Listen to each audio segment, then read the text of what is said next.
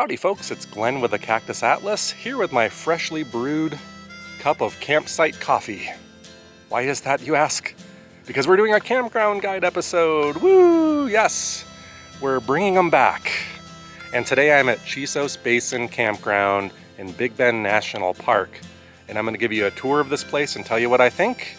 So sit back, relax, and let's get into this.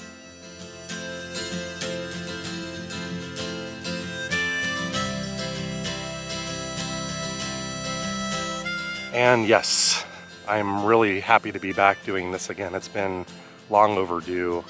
But as usual, the first order of business, the thing that I like to start off with, is taking a look at the campsite that I chose, which is site number 38. So let's take a look. And here it is, folks, site number 38. A centrally located site and very well shaded. I will also remark that this site has some great views of these mountains here. The Chisos Mountains, if I'm not mistaken.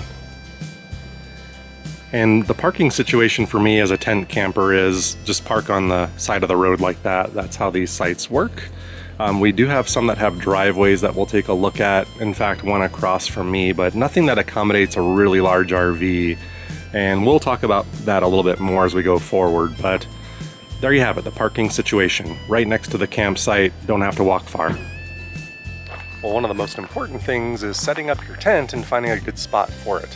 And I was a little challenged with that, mainly because if you look around me, that's a campsite right here. And see where all that yellow hay-like stuff is? There was another guy camping there with a tent. So if I put my tent on that side, it would have been right up against him. Plus it would have been in the sun and not exposed. So I chose a spot right here, and it actually worked out really well and I slept well, but there is a challenge with the slope over here, so let's go take a look. And by the way, this is a new tent that I purchased for this trip. It's a Coleman, I forget the exact model, but it has dark room technology to keep it extra dark in there for you goths that want to get into camping. But anyway, this episode is not about my tent, more so where I placed the tent. You can see though that it's level closer to the pavilion, then it starts to go downhill a little bit. Didn't cause me any problems because I bought a new cot and I have the cot kind of lengthwise, and I did not feel like I was sleeping on a slope, so I slept great. Another thing I always like to tell you guys is the stakes went in with relative ease. On this side, closer to the pavilion, there was some resistance, but I got them all in, no problem. So I don't think you're gonna have many issues with that here. Online, however, did not reveal how close the other sites are. And now that I'm here, there are other sites that I would have chosen before this one for sure for next time. And for you guys watching this, hopefully I'll give you some good tips. But anyway, most sites here come with a covered awning like that, a little place for you to escape the hot sun, which believe me, it gets hot here and sunny. It's very exposed, so that's very appreciated. But as you'll see, not every site has that. So if that's important to you, you may need to shop around. And I did notice that every site comes with either a stand-up grill like this, and I think I saw one with a fire ring, in fact, and I'll go seek that one out, but most of them have this. And the only caveat is right now the fire danger is really high, so they do not allow the burning of charcoal or wood. And the only thing you're supposed to use would be like gas-powered grills, like butane or propane, which is what I ended up buying specifically for that reason for this trip and for future trips in the desert where I can't build a fire. Now I have a better cooking solution. And another thing you're gonna notice is that all the sites have food lockers. Yay, why is that? Well, a couple reasons. Number one, we're in bear country. We have, I think it's the Mexican black bear, which all but disappeared from this region many years ago, but they reestablished themselves in these mountains. So it's a success story, but you need to keep your food locked up because you don't want bears to get a taste for that, because then they can become a nuisance and then they have to be put down. And I think the saying goes something like a fed bear is a dead bear. And the other thing here are these peccaries. Thing that looks like a pig, that's really not a pig, it's called a javelina. And we've talked about those on our show.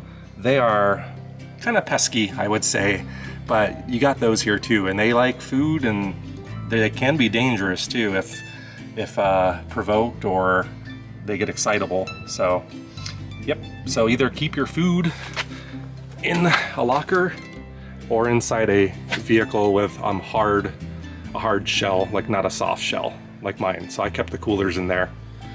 I made myself some coffee this morning with a new AeroPress that Amy convinced me to buy, and it's a magical device, let me tell you. You can make coffee in seconds, and it's supposed to be less acidic. I need to get my skills a little bit better with it because I think I may have put too much coffee grounds in it, but boy is it nice to have coffee to start off the day.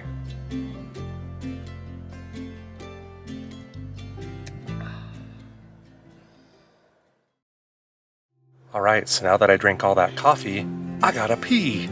So let's go look at the restrooms, and I'll show you what the facilities are like here, because you're gonna wanna know that.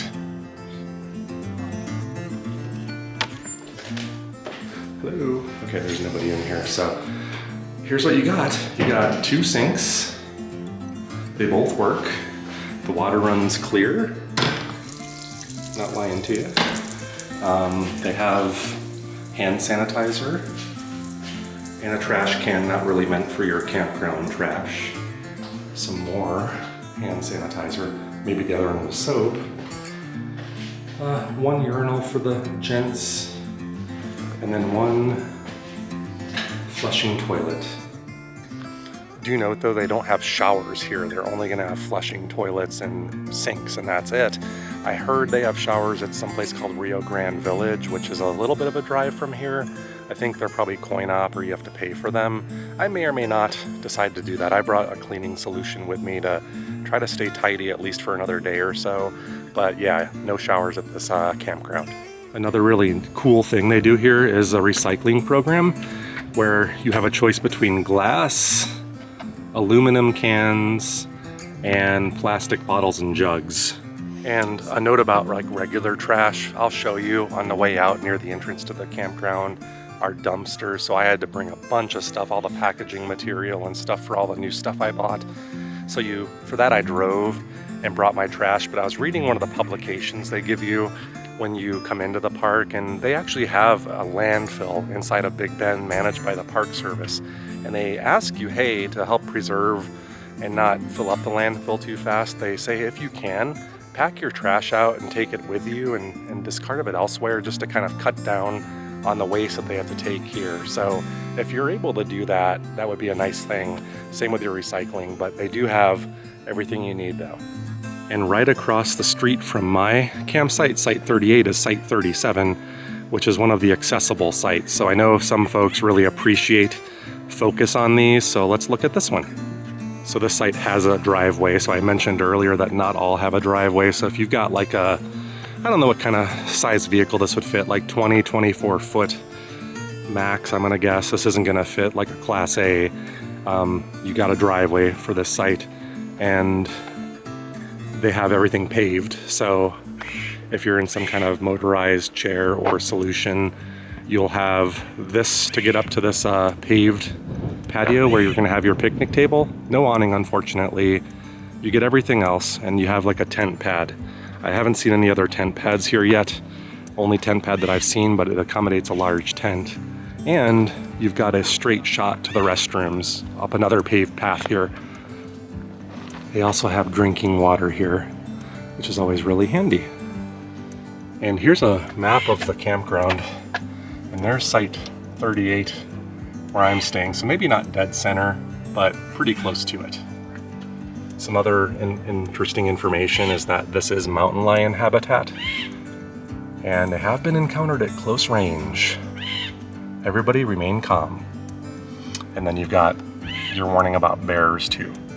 All right, so I think that about covers amenities, my campsite. So now let's do a quick walk around and look at some of the other campsites and try to show you some ones that stand out to me. We're not gonna go site by site. I might do a drive-through actually, a quick drive-through to just kind of give you a layout of the campground. But for now, saw a couple that I really would have chosen over my current one, but let's go take a little walk. So across the street from my site, Site 38, as well as my neighbor, Site 44, is this site, Site 43. that gets a view like that. Somebody was camped here last night, but they've left.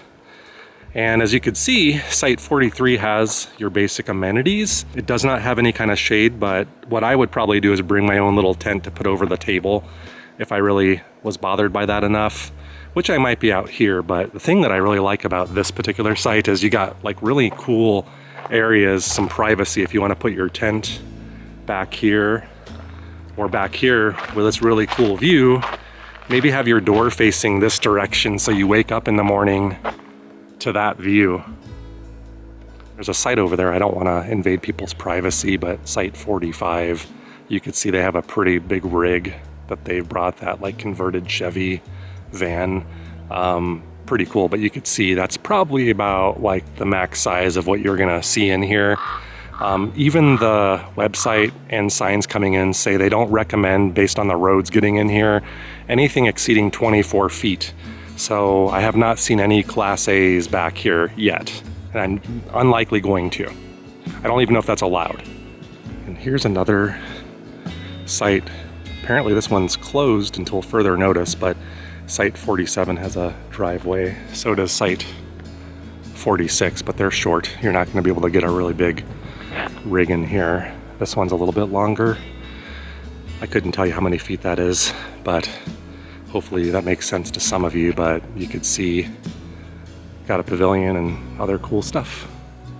As we head down this hill here, Site 48 already has an occupant. I like this site too. No shade, but you got the beautiful views and some seclusion and another restroom over there.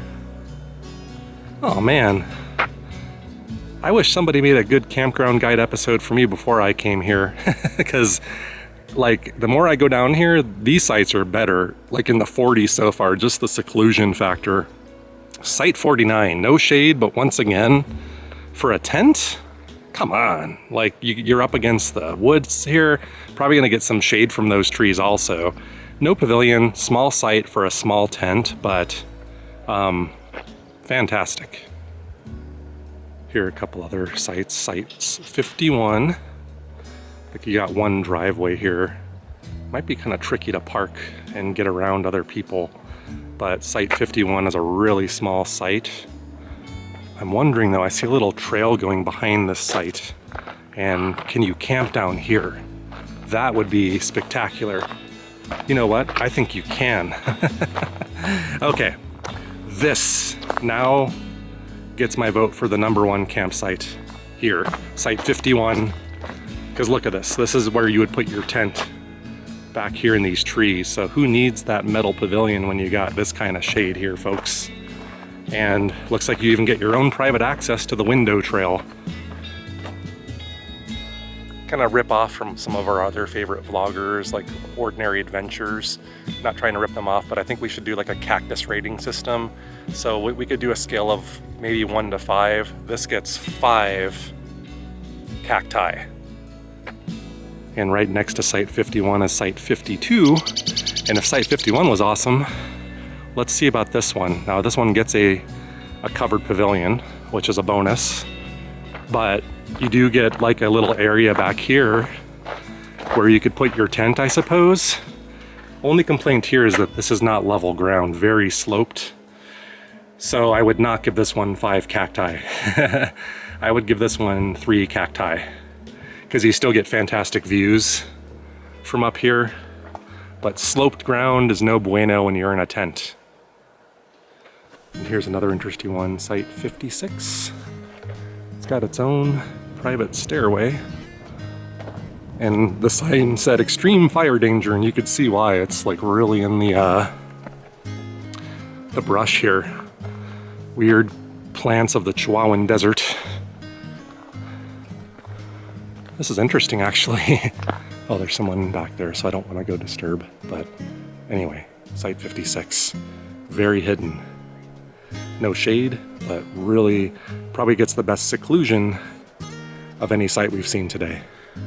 So this is Site 21. This one has maybe one of the best views that I've seen today. It's got a driveway. You could back into it. pretty exposed except for this pavilion. You do get a pavilion, very level, like one of the most level sites that I've seen today. And the view is fantastic. Other than the power lines going up the mountain and coming this way, it's second to none. Okay, so we've explored the center area where I'm at, as well as sites 41 through 60, and these are towards the back. So far, this is the area that I like the best in general, and it also has site 51, my 5 cacti site for the day so far, my favorite one. So keep this loop in mind when you're looking at the map and choosing a campsite, because you can't really go wrong with any of them. And right here you have sites 2 through 18, and let's go take a look and look for some standouts up here. And one thing that I see off the bat over here is these have like newer looking pavilions with some cool stonework on them, which you saw in my area. Not quite the same. So over here at site 2, it looks like you got a little place for your tent. And yeah, this awning is really nice. And you got like this covered grill. I'm assuming all that black is from burning wood and stuff, but and you got like these concrete picnic tables with a wooden bench attached to it. So these are quite nice actually. I would say though, for me, just from like the seclusion factor, and especially being right next to the only way in and out, you're probably gonna have a lot of traffic going in and out. Probably not after dark so much, but if that bothers you, these may not be the best choice. Oh, this is a great place to survey the campground. That's the section where I'm staying. Not immediately below, but you can see the roof of the bathrooms, and I'm on the other side of that. So you can see this is the centrally located section. And so far, I like this a little better than the loop that I'm on now. And this section, of course, has its own water and its own bathrooms. So that's the 3rd bathroom I've seen on this tour. And site 7 has a pretty sizable driveway also. If you've got a camper or something, you might want to select number 7.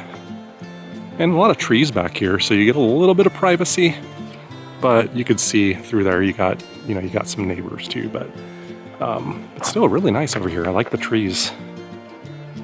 And you got another grouping of sites here, I would say appropriate for tent campers primarily. Sites 10, 11, and 12. Very close to one another. Very exposed. Not the best seclusion, but it would do. And you really got views of this side now and that big formation up there. I'll learn the name of it, I promise. Maybe another reason why you'd want to be over on this side is if you have a RV or camper. They do have a dump station here. And needless to say, I have not seen any electric hookups in any site here, so I didn't really check that before I came in, but I think there is no electricity or hookups at any of the sites. And we did see some sections are no generators. I imagine you can use a generator over on this side though. I didn't see any signs saying you can't. It looks like you can walk a trail to the store going that way, but I did talk to the host and sounds to me like I'm gonna drive it, so we'll hop in the car and go check out what the store has to offer, but it looks like you can walk to it. I have a feeling though I don't know if it's that up there. There's a house up there, but based on time, I'm gonna do the lazy approach. Just a short drive away from the campground or a short walk up a hill is this little area where you've got a visitor center, a store, and apparently even little lodges you can rent all around here. So if you don't like to stay in a tent, maybe go to recreation.gov or the web and see what you could find out about that. I'm a tent camper, so not really interested in that, but am interested in the store. We'll go peek our heads into the visitor center in a moment, but really what I'm interested in is the Basin store over yonder. And this is nice. It's kind of a gift store. It's air conditioned, which is nice. If you need a map, like it's GPS and things don't work well back here, just so you know. So you may want to buy one of these things, a hiking guide or map. And it's like a little convenience store. like lots of little snacks like beef jerky, trail mixes, Cliff Bars. Got like medical stuff, like little first aid things, Imodium, even Preparation H. And have like cold sandwiches, like deli stuff in there, Lunchables, and you got like yogurt, butter, you even have like produce, you got apples and oranges, and cheese and milk, and more important to some of you guys is the alcohol. And this can come in handy if you forgot something like, man, cooking utensils and campground supplies, dried stuff. It's a really well-stocked convenience store, so it's really nice to have that in this remote location because the nearest gas station that I saw is probably like an hour away or something like that. And it's not even guaranteed that they'll always have supplies or be open. So it's really cool that they have this here. I know there are other stores in Big Bend. It's a giant park. So there's other visitor centers, other ways you can enter. So this isn't the only one, but if you're camping at Chisos Basin. And the visitor center is right next to the Chisos Basin store. I'm going to guess it's also air conditioned if you need a break from the heat. Proof that they do live. They live.